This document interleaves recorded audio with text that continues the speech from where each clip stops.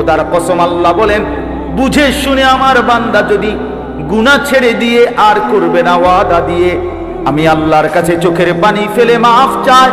এবার গুনাহ যদি আসমান পরিমাণও হয়, আমি আল্লাহ ওয়াদা করলাম বিনিময়ে পুরা মাগফিরাত দিয়ে দেব। উলাইকা জাযাউহুম মাগফিরাতুম মির রাব্বিহিম, পুরা মাফ। যে শর্ত হইল বান্দা আর করবা না, ওয়াদা দিতে হবে, গুনাহগুলো ছেড়ে দিতে হবে। আমনের কলজার ভিতরে হইল আমনে কোনো সুদের টিয়া ছাড়তেন না, আমনে কোনো বিড়িগানা ছাড়তেন না, আমনে কোনো সাদওয়ানের টেলিভিশন সাউন্ড বন্ধ করতেন না। আমনে হুজুরের লগে যে ডোলে আস্তাগফিরুল্লাহ রাব্বি, আমনে কীর্তন লরেন, আমনের পকেটে দে বিড়ি, আমনের লাগে যে সাদওয়ানে টেলিভিশন লইয়া বইয়া রয়েছে দোকানদার,